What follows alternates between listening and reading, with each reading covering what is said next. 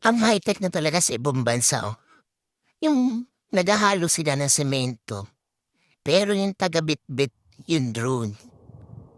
Grabe ay no, talagyan na nila. May tali lang na mahaba, eh, hindi nila na ng drone. Doon sa bundok. Ang layo kasi ng pagdadala ng semento, kaya drone yung pinapadala nila, drone na malaki. Ang yaman yata ng may-ari niyan, no? Yung nagpapagawa niyan. Kasi dyan siya nag-isip magpagawa ng bahay. And kukunin na nila. And di ba?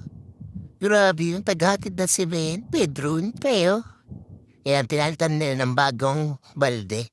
Tapos babalik na yung drone ulit din sa kabila. Ayan na.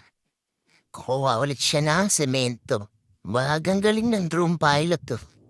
Eh, natali lang. Yan, kuha na naman siya. Dahil na rin